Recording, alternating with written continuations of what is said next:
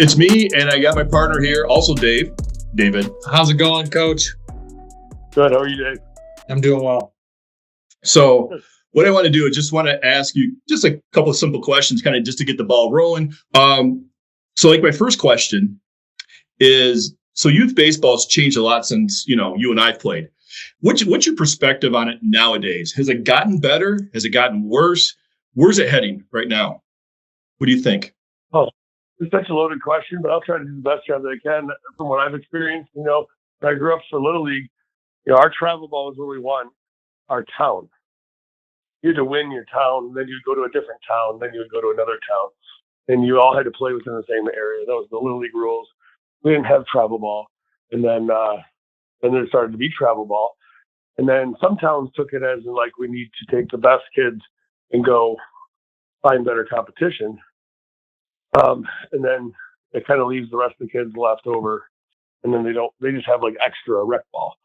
So they try to organize more games, but it's still with the same type of, I guess, community. So you're trying to get more games, but then maybe it's getting watered down from the idea of what's extra. Is extra just more games, or is extra more training? So I think back in the day, there wasn't as much outlet for training. You didn't have like a cell phone to go to, just to look up a YouTube video if you wanted to, if you're a kid. Whereas now, you have a lot of access to a lot of resources, and you can get really good, but then there's also a lot of distractions from the devices and the social networking and everything. So I think because the social networking has been picked up, the travel ball has also picked up because everybody's trying to show what they're doing. And so if they go to the top tournament, they have the top outcomes, and they blast everything. And so it's become more of a look at me, look what team I'm on, look what I have to do. And then, nobody really recruits the kids for what they did when they were in the 10U team or 12U team or 15U team. So they load up all these games and all these tournaments, all this money.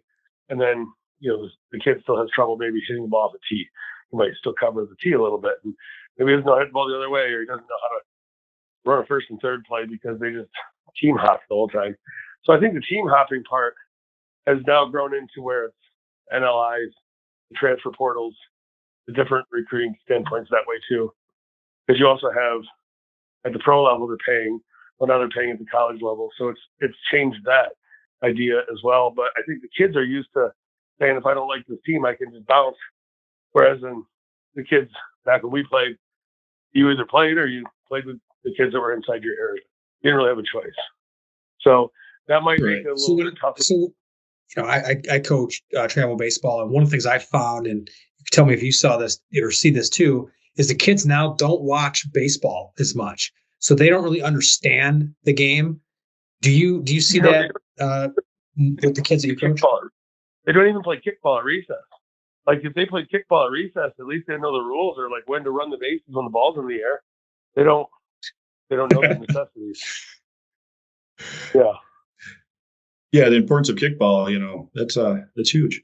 So I mean, we played a pony league game. I was coaching a pony league game here in town, and two kids went to tag up. A real high pop fly center field, wind blown, and the guy had plenty of time to catch it. And then they both went back to the bag and tagged it, and then they started running. And like 2 seconds later, the kid caught it. I'm like, you're supposed to tag up? They're like, we did. And I'm like, oh my gosh, did you either buy a PlayStation or play kickball? Like you should have had that covered in like third grade. Like. So now you said in town here. What town are you located in now? They're in Mount Pleasant area. They still have. Okay. They're still real high on, which I'm not saying that that I'm against it. It's just the structure itself is kind of a little different. They have 10 weeks of Little League structure, but they have the first 2 weeks only an hour and a half of practice twice a week. So you get 3 hours of practice, and you get the next week you get another 3. So you get 6 hours of total practice. And during the season, they don't practice because there's farm league games or younger kids games using the fields while they're trying to use them the next night. So Friday, Saturday, Sunday comes up, the travel teams start to go. And so it's just extended with what the Little League's doing, but there's not actual practices set up even with inside the system. So you're basically taking the town for 10 weeks and you're just letting anybody coach them, even if they don't even have a resume. So it's like, what are you doing with the town? So then when the kids that don't want to play Little League, they go to the travel ball. But the travel ball in town is just extended rec.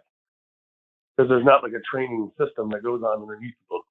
So if they were training, you go to these other places, maybe down south, they have like a infield coach, they have a hitting coach, they have a pitching coach for their organization that all their teams will see. And so at least there's training going on. But the perception of games and what team you're on, I think the worst part about travel ball is when you're signing your kid up in August, they don't play until the very next year, like 6 to 8 months later. And it's like, well, you don't even know what kind of kids you have. You haven't went through any training.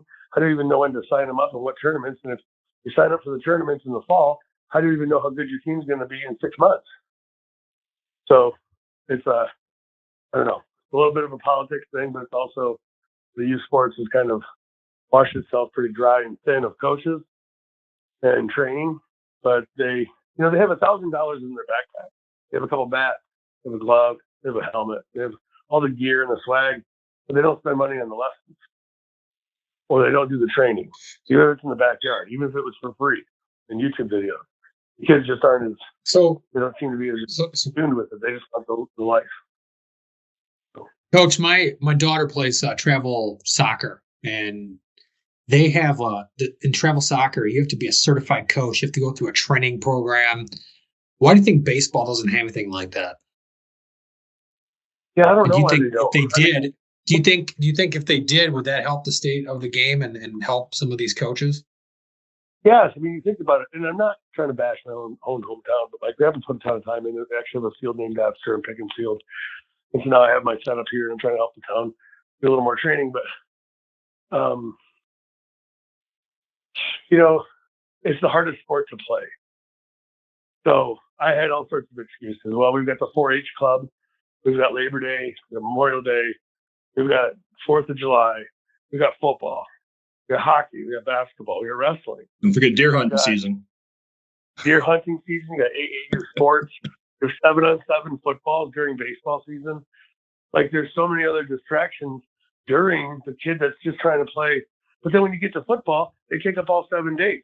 Well, then how are you going to be a 3-sport athlete when you take off doing one? But then during baseball season, you're doing basketball and football. And so it's like the baseball is just getting a little more watered down. When you go to Texas, they have in their curriculum that you're going to go to school for 2 hours a day, just on baseball. And it gets written off as your PE class, baseball specific. You learn how to do armbands, first and third coverages, steps and relays. Plus you're going to school with a bunch of kids because their schools down there are really big. So they start at a younger age knowing that they're going to play more than like one sport.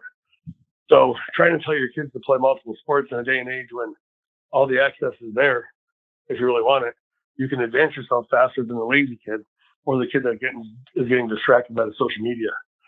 So I think if they did have training in place, especially at the hardest sport, it's a skill sport in multiple different areas. When they say defense wins championship, well, that's a hand transfer, that's fielding ground ball, that's arm strength. If you don't use it, you'll lose it. So you get 3 days to use your muscles. And if you don't use them within 3 days, you can lose it. And then the time that you take off, it doubles on trying to get back. You're trying to get to a 200-pound bench press and you're right around 180. You take a month off, it takes 2 months to get back to it. Just to get back to where you were. So these other sports and these other social media, all this stuff is taken away from the kids to build. And then they're in a cold weather state. And then they got to pay for lessons. They can't do it outside in the backyard. So they're fighting against the system. And then they take the system that they do have and they don't even train them. There's no practices. So that's why I think it's getting kind of watered down. John Dombrowski, one of my good friends, mentioned, coaches in the aisle 37 of the plane, they think they can just fly the plane. They just get up, stand up, and they go hit autopilot. They take everybody there, they take everybody back, safely. But they don't know how to deal with turbulence and how to train the body to be in specific positions to have instincts of feeling their motion. The athletes learn by feel. So if you just keep taking them to games, the reps that you get, I mean, it's almost, I think we did the math the other day. So you had like a $500 fee and you went to like 3 out of the 4 were away tournaments. You added a hotel, which was only an hour and a half drive. It came out to be like, I don't know, $1,600. You have 3 tournaments away. It was like $89 in that bat if you got 18 at bats. And it's like, what are you doing? I mean, the first kid pops out, the next kid doesn't swing, and the next kid gets beamed.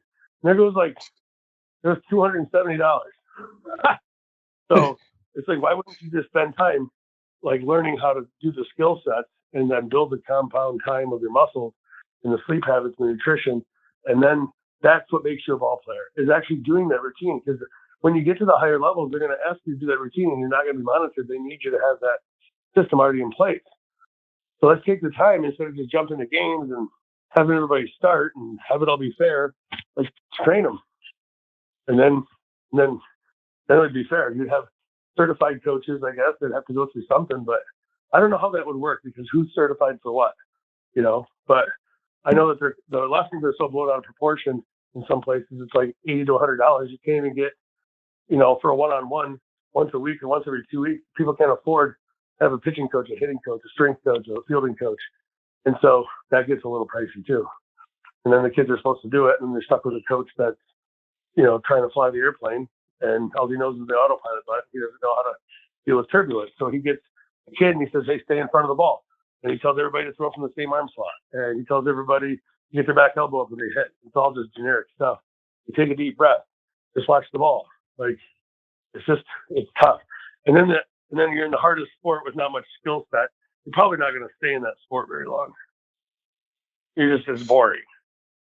So let me ask you this to kind of piggyback on that. If I'm a parent and my kid's interested in travel ball, what advice do you give that parent on how to keep his kid interested in it, to keep his kid progressing, to basically have fun? Well, that all becomes in the role of the parent too. The parent is such a great spot to be in because coaches are trying to expect the teammates. And a lot of people agree with taking a sport to mold the player, mold them as a person, and athlete as well. But if you don't accept your role, so these people that say they want to go to travel ball, they'll come up and they'll say, "Are you going to be a major team this year or double A?" And it's like, whoa! How do we even know? We haven't even got the team together yet. We haven't even started training, and they're already asking what level they're going to be at. So they're not trying to accept the role. They're trying to go out for what it's in for themselves. And I think that that's the day and age. And you have parents that care for their kids. They want what's best for the kids. Some people try to push them to the front of the line on a team sport. And then they get all over the coaches for it because they all know the same amount because Tim's the builder and he's the coach and Bob's the lawyer and all the parents have regular jobs. So why would this regular coach have any kind of standard over them? So then they bug the coaches and get into the politics part, and then that kid, if he doesn't play, then they leave. Some organizations will pay kids or play kids and not make them pay just so that their teams are better. So it's like all the stuff that you can fit into, you're only as good as your own routine. So I think you should just stack up your talent level on your own routine for that sport. And if you don't enjoy the training part of a fail sport, or not a fail sport, of like a tougher sport for skill sets, then you're not gonna like that sport anyways. Like if you don't like grapple, if you're a wrestler and you don't like the grappling part, and you don't just all of a sudden start wrestling your friends out of nowhere, like it's probably tough for you to stay engaged in that sport because of all the skills that you have to do. So I think it'd be better if we did have the training, and then the kids I think would stay with the sport because the confidence doesn't get built until you train the kid. And when they feel the athletic movement happen, where they feel successful, that's the only way it builds confidence. It doesn't build confidence by telling them just do it better next time, or hey, we'll get it next time, or stuff like that. You actually have to feel the outcome. And then there's just not a lot of coaching. And then the player has to be ready for college without being, he has to be already prepared, ready to go. But then, so the high school coaches only do stuff for 3 months. It's only 12 weeks season. So what are they doing in the other 40 weeks? With your time. So you said one of the things the parents are trying to push the kid to the front of the line. What do you think that the parents are looking for? What are they trying to accomplish? I don't know. I think it's because there's a lot of stimulus on, like if your kid's a shortstop and he's going to make it, or if your kid's pitching on Friday for the major tournament, there's a pool player pitcher instead of a major pitcher, and he pitches on Sundays. So he must be on his way because he's the top of the line on his own team, which doesn't really make much of a role player because it's supposed to be a team sport. So everybody takes their turn and you play as a team, where some parents want a little more for their kid, or maybe the kid wants a little more. Sometimes kids just want to play with their friends. I've gotten that excuse too. I just want to play with my friends. So it's like, okay, you're at rec level. You just want to play the sport for what it is. And this kid's like, hey, if you travel up north then I won't play on your team because it's weak competition up there. But we better travel south then. So now these kids are only looking for traveling south. So each parent with their own budget, with their own style of travel, with how many kids they have, and what other things that are going on in their life, that's why I didn't really take my teams out of state too much. I didn't really want to bug everybody's schedule. We don't have to go all the way down to Ohio to find out how to round first base, So, but some people think that they're not on a high quality team because who travels if you don't have a very good team? So you're playing some team from Nebraska. Why would you travel away from Nebraska to Michigan to have a terrible team? So you think that if you're on a team that travels all the time, it has all this luxury of going out of state. I had a kid raise his hand one time. He was 10 years old. I'm like, sweet, I got a question. What's your question? He goes, how many hotel tournaments are we going to do? Hotel tournaments? What's that? He goes, where all the kids get together and they go by the pool and they run around and they have fun with the families. I'm like, holy cow. It was during training too. So there's just so many people that are looking for so many things, but in order to do the sport correctly and to make it to college or make it to your high school team or just be good at your own routine, you got to learn how to have a routine. And I don't really think the time frame of a 2-hour practice was one guy in line hitting ground balls to the team and then having them swing in the cage and then calling the checkbox, yep, we did it. And then they move on. And then the kids never learn. And then they got to try out again the next year. And it's just, when people are thinking about cutting the kids on their travel ball team, like if they have 7 tournaments, it's like the 4th tournament into it, they're already gossiping about who they're going to get rid of and who they're going to keep. So if it's such a great system, then you would keep your players because the worst player would be better by the end of the season. So now you go back to Little League, they don't train. Travel ball, they don't train. They check the box to say they're training, but they don't actually do anything because there's no knowledge behind it. You've coached a lot of different levels, and you've had to deal with parents at different levels, both in travel ball, house ball, and also at the college level. So what expectations you set for them, and how did you deal with them to, set your expectations for them, and how did you handle all that? Well, we did like a 6-month routine where we had an hour lifting and an hour of conditioning that was set up for them if they wanted to per their age group. We had 15 teams with 187 families at one time, and you just train them one time a week for defense, one time a week for offense. And then it didn't feel like it was enough. So throughout the years, and then I stopped having tryouts because I didn't want to deal with all the parents because they would just jump ship. So all the conditioning that we just did, these kids are just barely growing too, or they're growing really fast. So they're all at different levels at different times. And so, you just got to keep training them and keep telling the parents that, it's about the training, and try to get them involved that way. And then that didn't work out so well. So now I just do the training. I don't deal with the teams. And so I told my kids, we're going to have teams. I said, if you train for me and you put in this many hours, and I have 114 ideas I wrote on a board, and I said, I'll give you 20 minutes per idea. That's 38 hours. And then we have 48 hours total. If you only come in for 2 hours for 6 months, for 24 weeks, it's 48 hours. But you can come in anytime you want. And it's only $10 a week. So I took out the pay and I added unlimited time.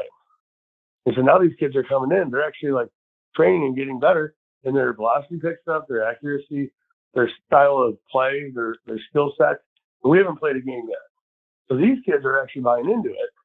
And they don't need to feel like they're in the 4-hole. They don't care what tournament. They're not even on a team. We didn't have a tournament set up. It's been the most relaxing training I've ever had because the kids just come in to train for skill.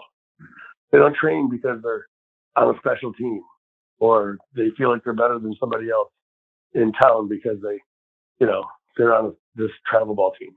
And so they're actually getting better than some of the other kids that are on the travel ball teams because they train here as well, but they don't put in the same amount of time. So I'm trying to show the town that training matters more than the games. But everybody just wants the games. You've done this training a lot. You've coached a lot for many years now. What keeps you going? What keeps you driving forward and doing this and getting up every day and obviously like it? Well, I have some kids that show up like 30 to 40 hours a week. The same kids. There's like 10 of them. They don't stop. They love being here. So that confidence that gets created through the training, they see the results. They see they're hitting it harder. They're doing all these things, and they can't wait to beat their scores. So we do incorporate a lot of scores. It's not all velocity. So like we even do 20-yard sprints. I'm like, what's your 20-yard sprint today? And they'll go test it and they'll write it on the board. And they'll go do more because they want to beat their time. And they'll ask me for it. So that part's helped incorporate, I guess, individual goals during the training, and then having it be unlimited, these kids can stay as long as they want instead of just checking the box saying that 2 hours is enough. Everybody else around here is doing 2 hours a week, and we're doing like 30 to 40. And these kids are like doing a lot better job. So I set the expectations to just train first, and then we'll do teams. Like why go play if we don't know what we're doing? And so these parents bought into it, but they also didn't have a team to play for, so they didn't have any other option. And now they found out that this is actually okay. Where I don't know how that would go, when little Billy down anywhere, he wants to play, so he's going to ask his parents to be on the team, and they're going to do the best job to get him on the team. So, but yeah, I don't know. It's definitely interesting. I think they push more on the team idea than they do the training. Though I think that's why there's not as many trainers out there that are kids wanting to jump on teams. So we touched on a few things here. Let me ask you another loaded question here. We talked about training the players, certifying the coaches, maybe educating the parents. If you have to choose one of those, which one do you think is going to help youth travel baseball start heading in the right direction again? Because it seems like it's getting worse each year. Educating the parents would probably be the number one because they're the ones that drive the kids. I mean, an 8-year-old can't drive himself to the facility. And the problem is that the parents usually drop them off and go to Hobby Lobby or do their regular chores. Not like I'm ripping on them. I'm just saying they don't stick around. They drop the kid off to the practice. They leave other stuff. But if they would stay and learn, then they would know the responsibility of the positioning. And then when they would have the games, you wouldn't hear anybody shouting or be upset. All the skill sets would be taken care of. So I think if you educate the parents on having the training, the idea. But then what happens when you have, not ripping anybody here either, but if you just have like a local dad in a barn with his cage and he's doing it incorrectly, and all the kids in town are doing it incorrectly. And he's the one charging, so you almost have to take down the instructors too. You have to instruct the instructors. But if you instruct the kids and educate the kids go home happy as well. They tell their parents, hey, I had a lot of fun here. Can I go back? These kids are bugging their parents. So we're educating the kids because the parents just go by what their kids say. But then if you think about it, the moms usually run most of the family scheduling and a lot of the other stuff. So if the parents are happy, then the kids are happy, vice versa. So you just have to train them well. When the kids are happy, then the parents are happy, then you can make teams. And they didn't have a team to train with to start a team. So if people were to mandate that you had to train so many hours, you had to check these boxes, then we would have that team that we were looking for. But then people would have to prove it. And I think there's a lot of people that have a washed down idea, and they say they have all these instructors and all this stuff, and then it just doesn't come out that way. Like I had a travel ball team that I was starting, and we did good, and all my kids wanted to stay. We had another tryout. We had enough for 2 teams. The organization told me, no, you can't have 2 teams. I said, why not? All my kids want to stay in. All these kids want to join. Nope, you're only going to have 1. You got to cut the kids and make the best one. Well, how do you tell a 10-year-old who's good or not? He's 10. He's 10. And you're going to cut him? That's the worst thing to do with travel ball programs is they cut the kids. If your program was so good at educating and teaching, then you would take all the kids, even the riffraff, because your system would work so well. But instead, they cut and replace. And I just don't understand that. You're not a very good coach if you cut and replace. You're not a coach at all. You're a collector. So you're a coach or a collector. There's more collectors out there than coaches. And I don't think the parents have any idea. They just see the winning this program and they think, the kids are going to college out of high school and they'll sign to their college and the college will have a bad year, they'll decommit and go to a different college. Just because they had a bad season before they got there. Must not be a very good team if they're losing. That's what they think. And so they're just not educated that the only way to get better is to have your own routine in the sport. It's like an individual sport, but a team concept. You're on like wrestling. You score points for your team or you lose points for your team, but the overall score comes out at the end. You're just trying to do your part. Nobody swings the bat for you. Each individual throws it, catches it, and hits it by themselves. So a relay throw has to have multiple people doing their jobs. So everybody's going to want your kid as long as your kid can do his own thing. So it depends what you want out of it, I guess.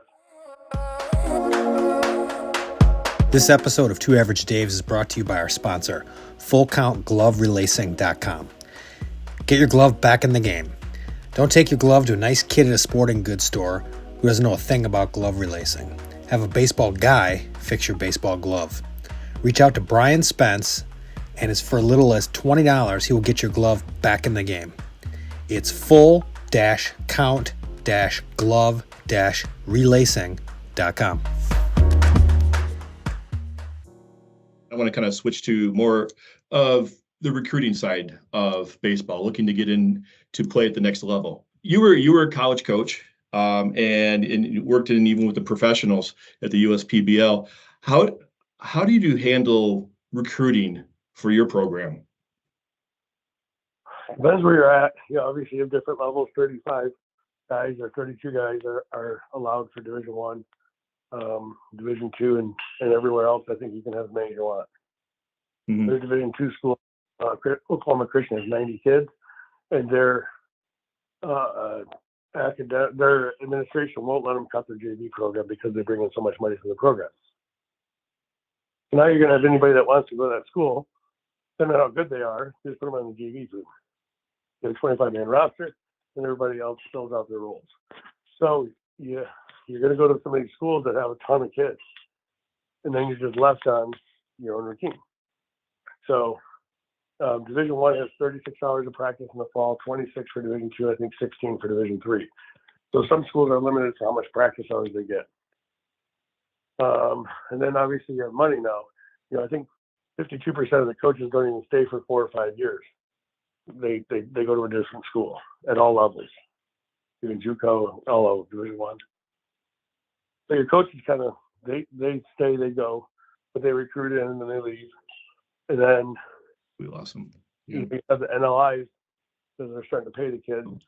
And most programs that are 4-year, they win with like 20 to 22-year-olds. They don't usually win with like 17 through 19-year-olds.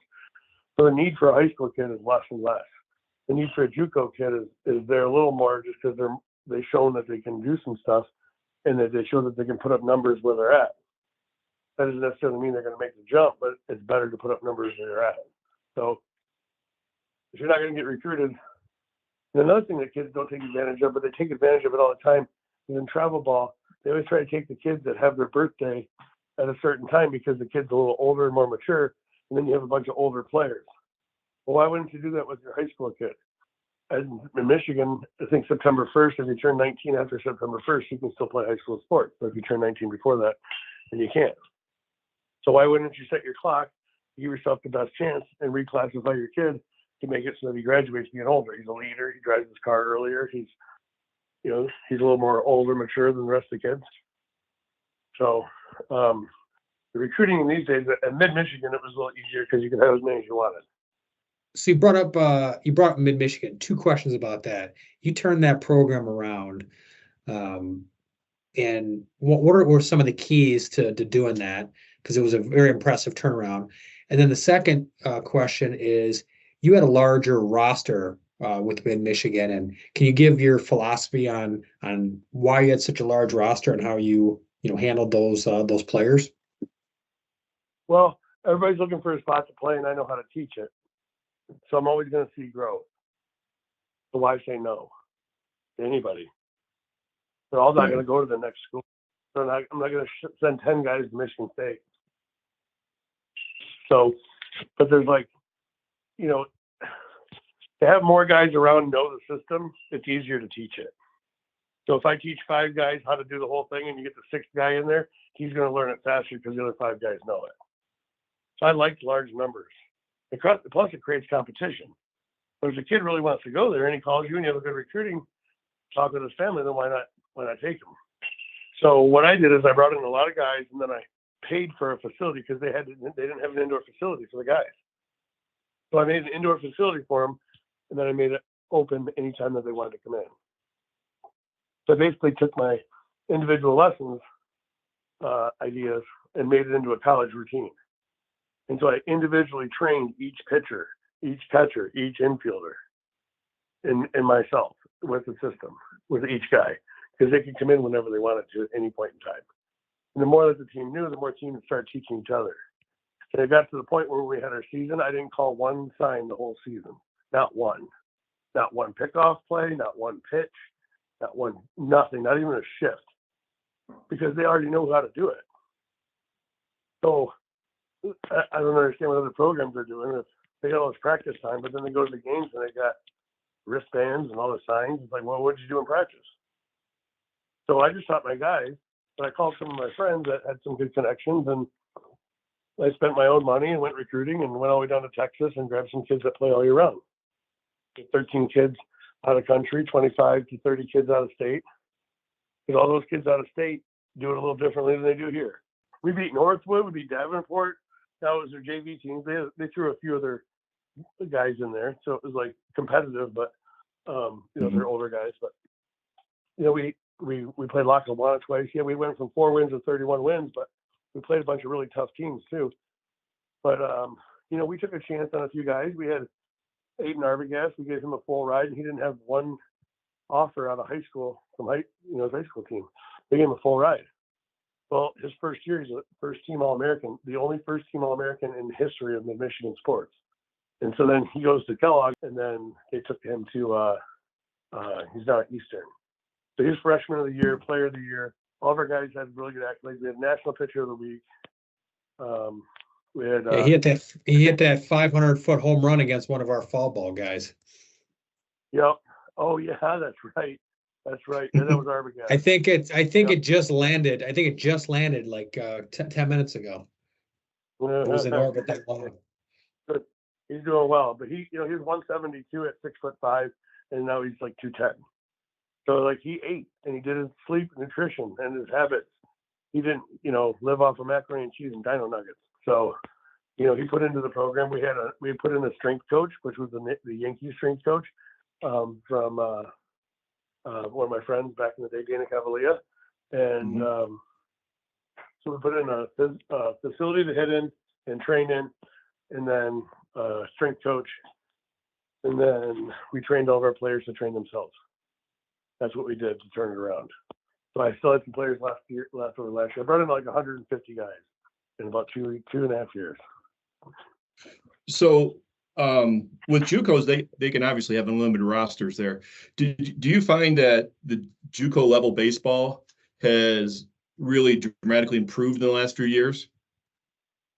Yeah, just because all the levels have improved because of the draft. There's not as many rounds. There's not as many minor leagues. The independent leagues don't really move around a whole lot as far as getting picked up. So everybody's kind of stale. Then you have all your transfer portals are getting, somebody from Northern Illinois can transfer to CMU. Why would CMU want a high school kid? They already got someone that's proven. So the landscape, if I'm a high school kid right now, it's much more difficult nowadays to get recruited and be seen than it used to be, say, 5 years ago before the portal. I mean, I guess. The portal does make it tougher because you can just take a kid that's already been in the school for 3 years and can transfer out. So when I went to school and you chose the school, you would have to sit out a year if you tried transferring out. It'd take up a whole year of your eligibility. Do you see more schools starting to over-recruit now because of that portal? Well, yeah. Or do they always over-recruit? Well, it just depends on how many guys you want to deal with, and some schools make you deal with that many guys. Some schools like Mid, they told me they didn't want that many guys, but you have like 30 guys. I also bring in a lot of guys because there's a lot of turnover. Like these kids will all say that they're on pace and that they're all on top of things, and then they have life hit them on their own, and their grades and their girlfriends and their jobs and everything. Sometimes stuff goes haywire, and they're not around. So you're losing 5 to 7 players or 10 to 13 players just in the semester. Like you bring in 65 and you're already at 50, and then you're going to redshirt some kids too. So you need to have kind of a lot because you can have 25 go on the trip. If you have freshmen and sophomores and 3-year guys, then you're probably going to need around 100 guys. So let me ask you this. You and I had a good conversation the other day about the NIL for the higher Division I athlete who's looking to decide whether he wants to go into the draft or he wants to go play at a higher level D1 college. How has the NIL now changed that decision? Well, some of the kids, if they don't go high rounds in the draft for the money, then they can get $200,000 or $150,000 or $100,000 to play shortstop or pitch at some of these higher places that are offering it. So, you're kind of up against a lot of money. I mean, I think I saw a TikTok the other day, like some of the football players are asking for $5,000 just for their visits. So now it's going to become the who's got the more money, the boosters and all the fans and all this stuff. They can give the players the money, and then the players can give it back to the community. It looks good. You know, that's what they do, kind of like quorum for Michigan football player. Right. So, but yeah, it does make it a little bit tougher. But, you know, if you're on the good side of things because you're doing your routine, then you're going to get offered all this stuff. So there's more chances to make it. There's more chances to make it now, but there's so many more distractions. And so the lazier person just folds underneath everybody else's work ethic. But if you don't have a work ethic for your routine because you're molded into just playing games, then how the hell are you going to make it? You might as well have a whole bunch of players on your team because you don't know who's going to fit in. And your D1's the only level that you don't have to. So all these other levels have to prove themselves. A&R gets the first team All-American, doesn't get a sniff out of high school, but a year later, he signed to Eastern. Just a year later, what if he wasn't an All-American? So what? So we deal with a lot of juniors and seniors in high school with our fall ball program. So if you could give them, you know, a piece or two advice to get to the next level as they're trying to finish out their high school career, what would it be? You have to be ready to be a role player. You're not going to come in and like you're better now than what you were 3 years ago. So then, I mean, try to think about how good you'd be 3 years from now, because you got to beat that guy out. He's already at school. He's a junior or senior. He's already waited his turn. He's already redshirted. He's already had an injury year. He's already went through adversity. He knows the routine. And the freshman coming in, you know, might not know it as much. So, but at the same time, it's like usually it's the stature of the physical. They're not used to getting their sleep habits down. They're not used to the nutrition. And so if you can have that routine earlier, then that's what inspires the coaches. If you have like a 2.9 GPA, but you're a super athlete, then that shows that somewhere you're not doing your responsibility. You can get a tutor. You can get through it. Like they don't want to take that risk at a higher level. So you have to have all your crap together. If you want to go, people ask me all the time, can I go D1 or pro? Like, well, I don't know. Do you have something that's better than what they have there? That's for them to decide. I took kids because I could train them. That's what my motive was. I'll train them to fix it. I don't care about a video or the mechanics. I took a video. One time there was a guy that asked me about a video. He goes, can I send you a video of my kid to show you his swing? I said, no, thank you. I don't really need it. I said, you can send it, but I don't need to see it. He goes, well, can I ask you why you don't need to see his video and hitting? And I'm like, well, because you can tell which way he's going to be hitting by where his spray chart is. And I'm going to eventually fix him when he gets here because I'm going to put him in better balance positions than he's already started. I said, unless he's already got it down. He was a pretty good hitter. And I go, well, where's he hit the ball? And he goes, right center. I go, okay, he's got his feet standing within his shoulder. He's probably tall. His bat's out in front. He doesn't have wear leg guard, and he doesn't rotate backwards or towards the plate. And that's why he hits the ball right center hard. The guy says, oh, I guess you don't need a video. So I didn't need to recruit. I didn't need to recruit to change them. Or I needed to recruit because I was going to change them. I wasn't recruiting them because of what they already had. Where maybe a D1 coach is only looking at the kids that can already show that they've already produced. So there's some stud out of high school that's got a draft number, and you're choosing a Division I instead of the draft. You know, that's where, you know. But as far as like you're not getting looked at by the time you're a sophomore now, well, they don't need you anyways, even if you're a senior, as much as you think that you do. So they're not gonna. So you got to go and you got to contact them. You got to show up to the camps, and you know, but you got to pick a few because they're expensive too. So, but you got, you know, call the kids that are on the campuses, call the kids that are part of it. The coaches will tell you one way, but the kids will tell you another way. The kids will tell you the kids' way. That's what you need to learn. Coach is this, but he's also that. You know, this is this and this is that. School's really hard, but this isn't this. Oh, that routine's easy. I thought it was gonna be tough, but I got through it. You know, you need to figure, that's what the kids gonna answer. Waiting for these coaches to like all these kids, it's like you got to show interest in them too. Like you got to hound them, and like hound them and hound them and hound them. Show them how interested you are. Show how personable you are. Talk about things that are different than baseball with the coach. You know, tell them the things that you like about their plays. Personalize your email. Don't just send some generic stuff, especially if they have a limited roster. Good. I appreciate your time tonight. You gave us a lot to think about and a lot to talk about. And I appreciate you taking time out of your schedule, because I know you're busy, for calling in tonight. This was a good interview, and I really appreciate it. Yeah, thanks for your time. Appreciate it. As always, appreciate the stories and all the background and the insight. Well, thanks for having me, guys. It was good talking to you. All right, Coach. We'll talk to you later, and keep training those kids. All right, buddy. Thank you. All right, take care. Bye. This episode of Two Average Daves is brought to you by our sponsor, Full Count Glove Relacing. Get your baseball glove back in the game. Don't take your glove to a shoe repair business or expect a nice kid at the sporting goods store to know how to relace it. Have a baseball guy fix your baseball glove. Reach out to Brian Spence at 248-217-3979. And for as little as $20, he'll get your glove back in the game. Visit the Full Count website at full-count-glove-relacing.com.